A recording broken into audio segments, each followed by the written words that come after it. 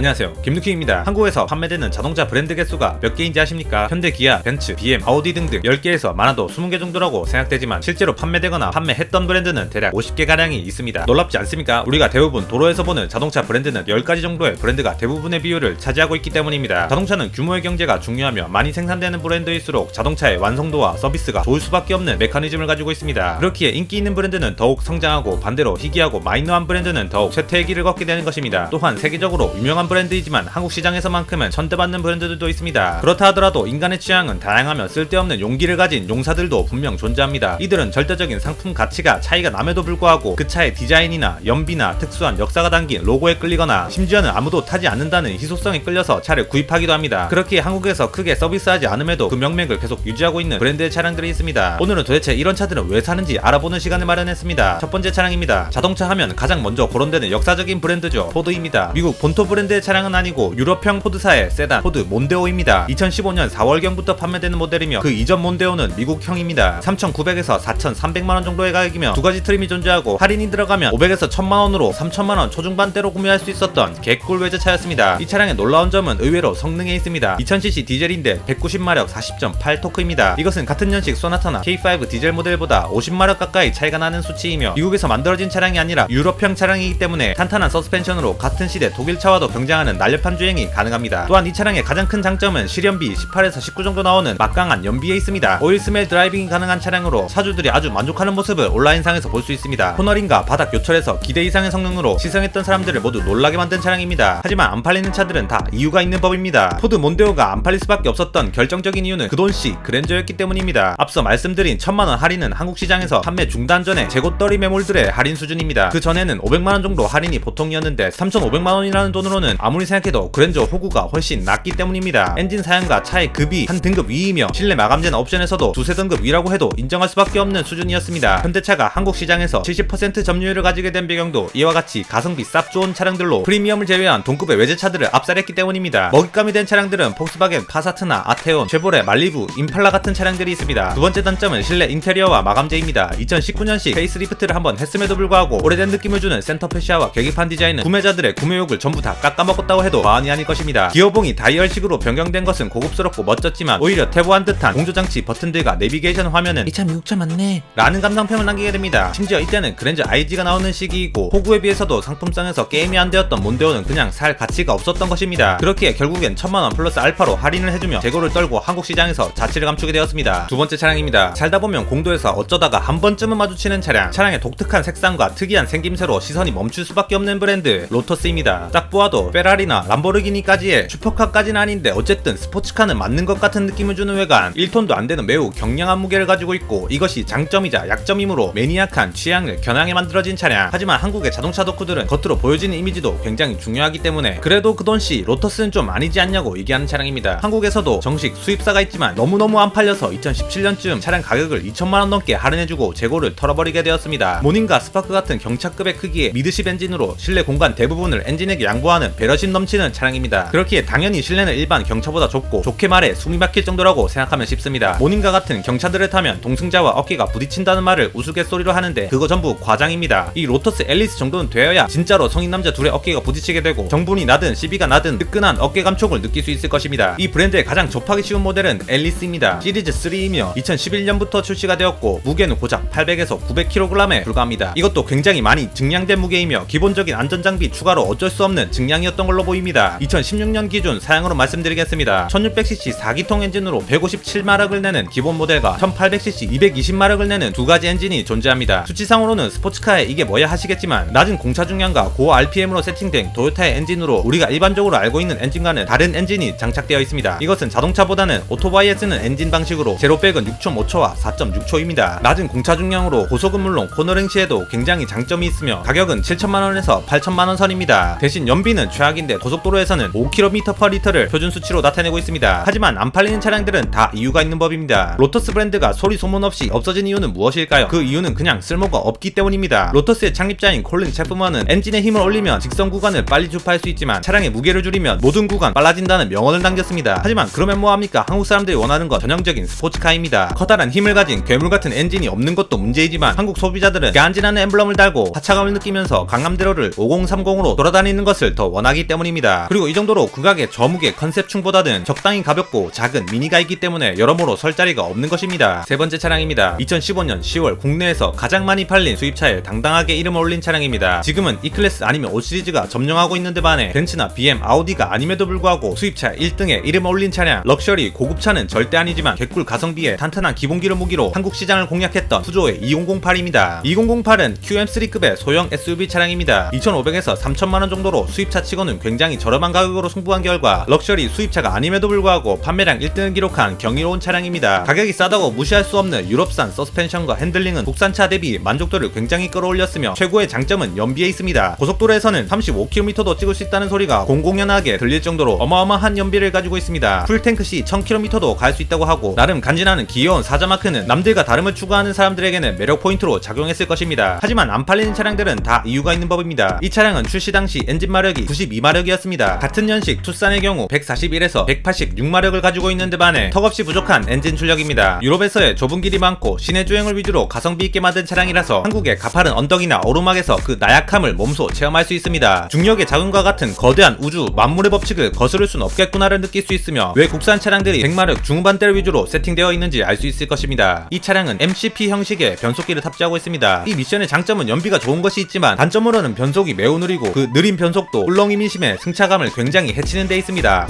2019년형부터는 아이신과 공동 개발한 6단 미션의 엔진도 120마력 엔진으로 변경되었지만 이미 소비자들은 등을 돌린 상태였습니다. 이 차량은 정비성이 매우 안 좋습니다. 수입차 정비성이야 다들 안 좋기로 비슷하겠지라고 생각할지도 모르시겠지만 푸조는 푸조에 의한 푸조만을 위한 차량 규격들이 존재합니다. 자동차는 각자 다른 회사에서 만들어지지만 어느 정도 규격이라는 것이 있습니다. 대략 비슷한 위치에 비슷한 부품들이 놓여지게 되어 있습니다만 푸조는 전혀 다른 위치에 전혀 다른 규격으로 정비사들마저 이 차는 건드리기 싫다고 말하는 경우가 많습니다. 이런 마이웨이 브랜드는 푸조도 푸조지만 르노도 마찬가지입니다. 프랑스에 사는 이웃 사촌들끼리 하는 짓이 똑같습니다. 이 차량은 편의 장비가 매우 부족합니다. 유럽차 중에서도 가성비 차량이기 때문에 당연히 기대할 수 없는 부분입니다. 나름 상품성이 분명 존재하는 차량이었지만 2019년 2세대로 변경되고 3,200에서 3,500만원으로 미친 듯한 가격 인상이 있었습니다. 대한민국 사람들은 2,000만원대 가성비 차량에는 넓은 인심을 가지고 있지만 3,000만원이 넘는 순간 매서운 비판의 칼날을 갈기 시작한다는 것을 모르고 있었던 것 같습니다. 2세대로 오면서 훨씬 예뻐진 외관과 성능을 가지게 되었지만 가격 상승으로 그 돈씨 3,000 안되는 셀토스나 호나를 샀기 때문에 푸조 브랜드는 점점 더 나락으로 빠지게 된 것입니다. 지금까지 한국 시장에서 사라졌거나 사라지고 있는 슬픈 차량들을 소개해드렸습니다. 자동차 브랜드는 다양하면 다양할수록 서로 선의의 경쟁을 하게 되고 더욱 발전하게 되며 더욱 좋은 상품성을 가지게 됩니다. 하지만 현재 한국 시장은 독과점이라고 할 수 있을 정도로 현대자동차그룹이 70% 가까이 되는 비율을 차지하고 있습니다. 분명 시장에서 좋은 차량이기 때문에 현대자동차그룹의 차량들이 더욱더 인기가 있는 것이겠지만 결론적으로는 다른 자동차 브랜드들이 점점 사라지게 되며 그로 인한 기업의 경쟁 수준도 떨어질 수밖에 없고 결국엔 상품성의 저하로도 연결될 수 있다고 생각합니다. 멋진 용자가 되어 푸조의 차를 사라고 말씀드리는 것이 아닙니다. 근래에 나온 KG 모빌리티의 토레스처럼 이를 갈고 만들어내는 타사 브랜드 차량들이 더욱더 많아졌으면 하는 바람일 뿐입니다. 감사합니다. 김루킴이었습니다.